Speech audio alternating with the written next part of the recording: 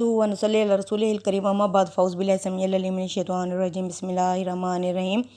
معزز عزیز سامعین سامعات السلام علیکم ورحمۃ اللہ وبرکاتہ۔ آج ہم پڑھیں گے سورۃ الروم کی آیت نمبر 33۔ وَإِذَا مَسَّ النَّاسَ، اور جب پہنچتی ہے انسان کو ضرٌ تکلیف، دعوا ربہم، تو وہ پکارتا ہے اپنے رب کو، منیبین الیہ، اس سے رجوع کر کے۔ ثم اذا اذاقہم منہ رحمتاً، جب ہم اسے اپنی رحمت پہنچاتے ہیں، اذا فریق منہم بربہم یشرکون، تو ان میں سے ایک گروہ اپنے رب کے ساتھ شرک کرنا شروع کر دیتا ہے۔ لوگوں کا حال یہ ہے کہ جب انہیں کوئی تکلیف پہنچے تو اپنے رب کو اسی کی طرف رجوع ہو کر پکارنے لگتے ہیں، پھر جب وہ اپنی طرف سے ان کو رحمت کی لذت چکھاتا ہے تو ان میں سے ایک گروہ یکا یک اپنے رب کے ساتھ شریک ٹھہرانے لگتا ہے۔ کس لیے؟ لِیَکْفُرُوا بِمَا آتَیْنَاهُمْ، تاکہ وہ انکار کر دیں جو کچھ ہم نے انہیں دیا ہے۔ فَتَمَتَّعُوا، ان سے کہو فائدہ اٹھا لو۔ فَسَوْفَ تَعْلَمُونَ، ان قریب تم جان لو گے کہ جو کچھ ہم نے انہیں عطا فرمایا اس کی ناشکری کریں۔ ناشکری کس طرح؟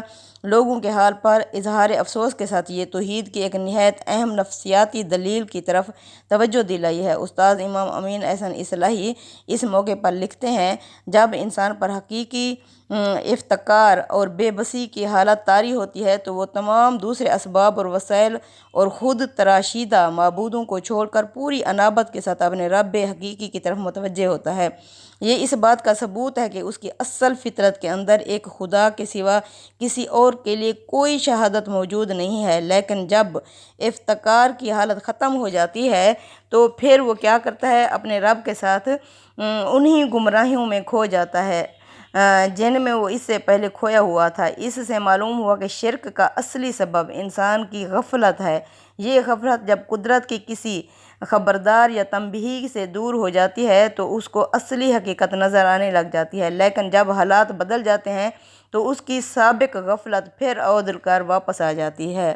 انزلنا علیہم، کیا ہم نے نازل کی ہے، اتاری ہے ان پر، سلطان، کوئی سند، کوئی دلیل، فہو یتکلم، جو ان سے کلام کرتی ہو، انہیں بتاتی ہو کہ تم اس طرح شرک کر سکتے ہو، بما کانوا بہ یشرکون، اس شرک کے بارے میں جو یہ کرتے ہیں۔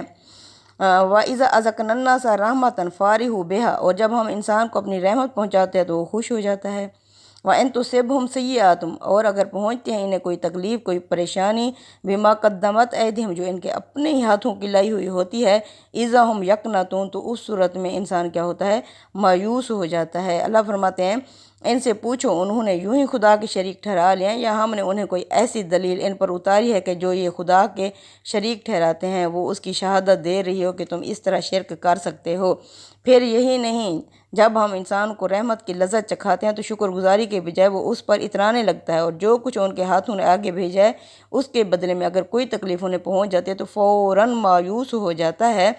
تو پہلے کیا ہے کہ یعنی کیا اللہ نے کوئی شرک کی سند دی ہے جس کے بارے میں انسان شرک کرتا ہے؟ یہ آخر میں قریش کو تنبیہ فرمائی، جس میں اگر غور کیجئے تو طنز، تحقیر، غیظ و غضب سب جمع ہو گیا ہے۔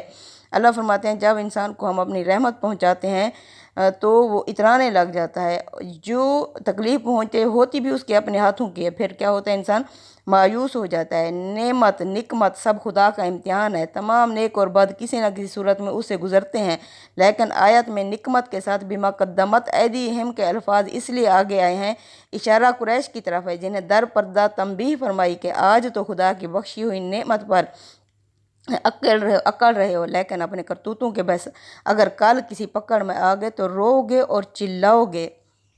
آگے اللہ فرما رہے ہیں، اولم یرو، کیا یہ نہیں دیکھتے، ان اللہ یبسط الرزق لمن یشاء ویقدر، اللہ ہی رزق فراخ کر دیتا ہے، بڑھا دیتا ہے جس کا چاہتا ہے اور تنگ کر دیتا ہے جس کا چاہتا ہے۔ ان فی ذلک لآیات لقوم یؤمنون، بے شک اس میں نشانی ہے اس قوم کے لیے جو ایمان یا یقین رکھتی ہو۔ اب یہ کہے یعنی اس بات کی نشانی ہے کہ ہر چیز خدا کے اختیار میں ہے، اور یہاں جو کچھ ہوتا ہے اصلاً امتحان کے لیے ہی ہوتا ہے۔ چنانچہ بندے کے لیے دو ہی رویے ہیں کہ نعمت ملے تو شکر کرے، مصیبت آئے تو صبر کے ساتھ اس کا مقابلہ کرے۔ انسان کے تمام اعلیٰ اوصاف کا سرچشمہ اس کی یہی دو صفات ہیں۔ وہ جب ان سے محروم ہو جاتا ہے تو وہی کچھ کرتا ہے جو یہ لوگ اس وقت کر رہے ہیں۔ آگے اللہ فرما رہے ہیں، فَآتِ ذَا الْقُرْبَىٰ حَقَّهُ وَالْمِسْكِينَ وَابْنَ السَّبِيلِ، اور دو قریبی رشتہ داروں کو ان کا حق، مسکینوں کو بھی اور مسافروں کو بھی۔ ذالک خیر للذین یریدون وجہ اللہ، یہ بہتر ہے ان لوگوں کے لیے جو اللہ کی رضا یا اللہ کی خوشنودی چاہتے ہیں۔ واولئک هم المفلحون، یہی لوگ ہیں جو فلاح یعنی کامیاب ہونے والے ہیں۔ اللہ فرماتے ہیں سو رزق میں کشادگی ہو تو قرابت مند اور مساکین اور مسافروں کو بھی ان کا حق دو، یہ ان کے لیے بہتر ہے جو خدا کی رضا چاہتے ہیں اور وہی آخرت میں فلاح پانے والے ہیں۔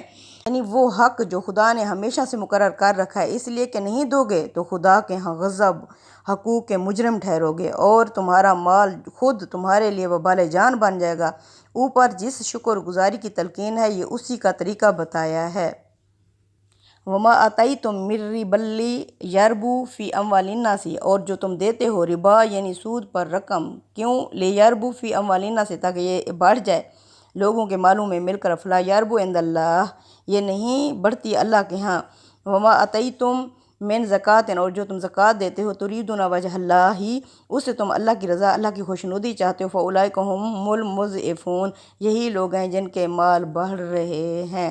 اب اللہ فرماتے ہیں یہ سودی قرض جو تم اس لیے دیتے ہو کہ دوسروں کے مال میں شامل ہو کر بڑھے، تو وہ اللہ کے ہاں نہیں بڑھتا، اور جو صدقہ تم دیتے ہو اس سے اللہ کی رضا چاہتے ہو تو اسی کے دینے والے ہیں جو اللہ کے ہاں اپنے مال بڑھا رہے ہیں۔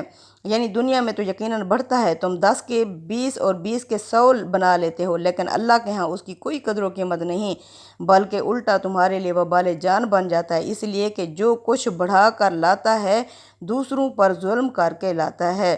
اب اللہ فرماتے ہیں جو تم زکوٰۃ دیتے ہو، اصل میں لفظ زکوٰۃ استعمال ہوا ہے، لیکن چونکہ نکرہ ہے اس لیے اسے اصطلاحی مفہوم میں نہیں بلکہ عام صدقات کے مفہوم میں لینا چاہیے۔ ایسے لوگوں کا مال بڑھتا ہے، کیسے لوگوں کا؟ یہ اس وعدے کی طرف اشارہ ہے جو انفاق کرنے یعنی خرچ کرنے والوں کے ساتھ خدا نے کر رکھا ہے، وہ اس کا اجر انہیں اتنا بڑھا دے گا کہ وہ نہال ہو جائیں گے۔ سبحان اللہ۔ اس سے اگر غور کیجئے تو قرآن نے واضح کر دیا کہ آخرت کو پانے کے لیے بعض اوقات دنیا کو کھونا پڑتا ہے، لیکن یہ کوئی خسارے کا سودا نہیں ہے، اس لیے کہ خدا کی اس ابدی بادشاہی کے مقابلے میں دنیا دوں کی کوئی حیثیت نہیں ہے۔ اس طرح یہ بات بھی واضح کر دی کہ اس زمانے میں سودی قرض بالعموم تجارتی اور کاروباری مقاصد ہی کے لیے دیے جاتے تھے، اور اس طرح قرآن کی تعبیر کے مطابق دوسروں کے مال میں شامل ہو کر بڑھتے تھے۔ یہ بات بالکل واضح ہے کہ ضرورت مندوں کو دیے جانے والے صرفی قرضوں کے لیے یعنی خرچ ہونے والے قرضوں کے لیے یہ تعبیر کسی طرح موزوں نہیں ہے۔ استاد امام امین احسن اصلاحی نے اس کے ایک دوسرے پہلو کی طرف بھی توجہ دلائی ہے۔ وہ لکھتے ہیں آیت کے الفاظ پر تدبر کی نگاہ ڈالیے تو یہ بات صاف نظر آئے گی کہ سود خور کے مال کو اللہ تعالیٰ نے ایک ایسے سانڈھ سے تشبیہ دی ہے جو دوسرے کی چراگاہ میں چر کر موٹا تازہ ہو جاتا ہے، اس وجہ سے اس کی جو یہ موٹاپا ہے اس میں کوئی خیر و برکت نہیں ہے۔ خیر و برکت صرف اس مال میں ہے جو اپنی چراگاہ میں چر کر پروان چڑھتا ہے، پھر خدا کی رضا جوئی اور ادائے حقوق کی راہ میں قربان ہوتا ہے۔ سبحان اللہ۔ اللہ الذی، اللہ تو وہ ذات ہے، خالقکم جس نے تمہیں پیدا کیا، ثم رزقکم پھر اس نے تمہیں رزق دیا، ثم یمیتکم پھر وہ تمہیں مارے گا، ثم یحییکم پھر تمہیں زندہ کرے گا، حل من شرکائکم کیا تمہارے شریکوں میں سے بھی کوئی ایسے ہیں، من یفعل من ذلکم من شیء کہ ان میں سے کچھ بھی کچھ کر سکیں، سبحانہ وہ تو پاک ہے، وتعالی اور بہت بلند ہے، اما یشرکون اس شرک سے جو یہ لوگ بیان کرتے ہیں۔ اب اللہ فرماتے ہیں قریش کے لوگوں، اللہ ہی ہے جس نے تمہیں پیدا کیا، پھر تمہیں روزی دی، پھر تم کو مارتا ہے، پھر تمہیں زندہ کرے گا، کیا تمہارے شریکوں میں سے بھی کوئی ایسا ہے جو ان کاموں میں سے کوئی کام کرتا ہو؟ وہ پاک اور بالا تر ہے ان سب چیزوں سے جنہیں یہ لوگ اللہ کا شریک ٹھہراتے ہیں۔ یعنی مطلب یہ ہے کہ جب خدا ہی تنہا معبود ہے، وہی مارتا ہے، وہی جلاتا ہے، وہی پیدا کرتا ہے، وہی روزی دیتا ہے، تو آخر کن کے بل بوتے پر اکڑ رہے ہو؟ اور اگر اس کی پکڑ میں آ گئے تو کون تمہارے کام آئے گا؟ یعنی اللہ فرماتے ہیں ان سب چیزوں سے وہ بالا تر ہے جنہیں یہ اللہ کا شریک ٹھہراتے ہیں۔ اوپر کی بات خطاب کے صیغے میں تھی، یہ جملہ غیب کے صیغے میں ہے۔ اس کے معنی یہ ہیں کہ بات کرتے کرتے گویا متکلم نے اپنے مخاطبین سے منہ پھیر لیا۔ اب آگے اللہ فرما رہے ہیں ظاہر الفساد فی البر والبحر بما کسبت ایدی الناس۔ اب اللہ فرماتے ہیں کہ تم نے دیکھا نہیں کہ لوگوں کے ہاتھوں کی کمائی سے خشکی اور تری میں فساد برپا ہو گیا ہے، یہ خدا کو دعویٰ دے رہا ہے کہ وہ ان کے بعض کرتوتوں کا مزہ انہیں چکھائے تاکہ وہ اس سے رجوع کریں۔ کیوں؟ اللہ فرماتے ہیں ظاہر الفساد فی البر والبحر بما کسبت ایدی الناس لیذیقہم بعض الذی عملوا لعلہم یرجعون، شاید کہ وہ اللہ کی طرف رجوع کریں، پلٹ کر آئیں۔ خشکی اور تری میں فساد برپا ہو چکے ہیں۔ یہ الفاظ احاطے پر دلیل ہیں، جیسے روز و شب اور صبح و شام وغیرہ۔ روم اور ایران کے درمیان جس کشمکش اور جنگ و جدال کا ذکر سورہ کے شروع میں ہوا، یہ اس کی طرف اشارہ ہے۔ اس طرح کا فساد انسانی تاریخ میں وقتاً فوقتاً برپا ہوتا رہتا ہے۔ قریب کے زمانے میں پہلی اور دوسری جنگ عظیم اسی کی مثال ہے۔ یہ اس وقت برپا ہوتا ہے جب قوموں کے مفادات دوسروں پر علو اور برتری کی خواہش انہیں اخلاقی اصولوں سے یکسر بیگانہ کر دیتی ہے، اور وہ عدل و قسط کے بجائے ظلم و عدوان کو اپنی پالیسی بنا لیتے ہیں۔ اللہ فرماتے ہیں تاکہ اللہ انہیں ان کی کرتوتوں کا مزہ چکھائے اور تاکہ وہ اللہ کی طرف رجوع کریں۔ اپنے تمام کرتوتوں کا مزہ تو لوگ آخرت میں ہی چکھیں گے، لیکن بعض کرتوتوں کے لیے روز مکافات بسا اوقات اسی دنیا میں آ جاتا ہے۔ اس سے مفقود یہ ہوتا ہے کہ لوگ خبردار ہوں اور آخرت کی جزا اور سزا سے پہلے اپنے خالق کی طرف رجوع کر لیں۔ قل سیروا فی الارض، محمد صلی اللہ علیہ وسلم ان سے کہو کہ چلو پھرو زمین میں، فانظروا پھر دیکھو، کیفا کس طرح کانا ہوا عاقبۃ الذین انجام ان لوگوں کا، من قبل جو اس سے پہلے تھے، کانا اکثرہم مشرکین ان میں سے اکثر ہی شرک کرنے والے تھے، مشرک تھے۔ اس لیے متنبہ ہو جاؤ، تمہاری طرف خدا کا رسول آ گیا ہے۔ ان سے کہو کہ زمین میں چلو پھرو اور دیکھو کہ رسولوں کی طرف سے اتمام حجت کے بعد ان لوگوں کا انجام کیا ہوا جو پہلے گزرے ہیں، ان میں سے اکثر تمہاری طرح مشرک تھے۔ فَأَقِمْ وَجْهَكَ لِلدِّينِ الْقَيِّمِ مِنْ قَبْلِ أَنْ يَأْتِيَ يَوْمٌ لَا، پس اپنے آپ جھکا لو اس ہمیشہ رہنے والے دین کی طرف، اس سے پہلے کہ وہ دن آ جائے، لا مرد لہ من اللہ، جسے کوئی نہیں ہٹا سکے گا اللہ کے سوا، یومئذ یصدعون، اس دن لوگ جدا جدا ہو جائیں گے۔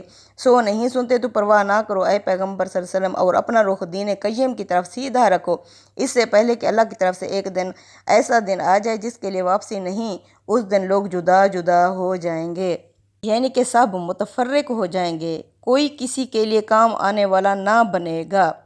من کافر فعلیہ کفر ہو، جس نے کفر کیا اس کی کفر کا اثر خود اس کی اپنی ذات پر ہی پڑے گا۔ ومن عامل صالحا فلانفسہم یمہدون، اور جس نے نیک عمل کیے پس وہ اپنے ہی نفع، اپنے ہی فائدے کا کام کر رہا ہے۔ لیجزی الذین آمنوا وعملوا الصالحات، تاکہ اللہ بدلہ دے ان لوگوں کو جو ایمان لائے اور نیک عمل کرتے رہے، من فضلی، اپنے فضل سے، انہ لا یحب الکافرین، بے شک اللہ کافروں کو پسند نہیں کرتا۔ اب اللہ فرماتے ہیں جس نے انکار کیا تو اس کے انکار کا وبال اسی پر ہوگا، اور جنہوں نے اچھے عمل کیے وہ بھی اپنے لیے اپنی راہ سنواریں گے۔ یہ اس لیے ہوگا کہ جو ایمان لائے انہوں نے اچھے عمل کیے، اللہ ان کو اپنے فضل سے جزا دے گا۔ حقیقت یہ ہے کہ اللہ منکروں کو تو پسند نہیں کرتا۔ اب اللہ فرماتے ہیں یعنی کوئی دوسرا اس کا بوجھ اٹھانے والا نہیں ہوگا، سو ہر بندہ اپنا ہی بوجھ اٹھائے گا۔ اب اللہ فرماتے ہیں تاکہ آخرت کیوں قائم ہوگی، آخرت کا قائم ہونا کیوں ہے؟ تاکہ اللہ جزا دے، بدلہ دے، یعنی قیامت کی اصل غایت وہ اسی لیے برپا کی جائے گی کہ ماننے والوں کو ان کے ایمان اور عمل کی جزا دی جائے، نہ ماننے والوں کی سزا اس کی اصلی غایت نہیں بلکہ لازمی نتیجہ ہے۔ پھر مزید یہ کہ ماننے والوں کو یہ جزا ان کا پروردگار ان کے اعمال کے پیمانے سے نہیں بلکہ اپنے فضل کے پیمانے سے دے گا، اور اللہ تعالیٰ کا فضل ایسی چیز ہے کہ استاذ امام کے الفاظ میں اس کا اندازہ ہم اپنے پیمانوں اور قیاسوں سے نہیں کر سکتے۔ اللہ فرماتے ہیں یہ نہ سمجھو کہ اللہ منکروں کو پسند کرتا ہے، اللہ منکروں کو پسند نہیں کرتا، یعنی اللہ تعالیٰ کی طرف سے یہ سخت نفرت اور کراہت کا اظہار ہے۔ مطلب یہ ہے کہ اللہ انہیں پسند نہیں کرتا، لہٰذا اس کو کوئی پرواہ بھی نہیں ہے کہ وہ کس انجام کو پہنچتے ہیں اور کس جہنم میں جا کر گرتے ہیں۔ صدق اللہ العظیم، تقبل منا انک انت السمیع العلیم وتب علینا انک انت التواب الرحیم، آمین یا رب العالمین۔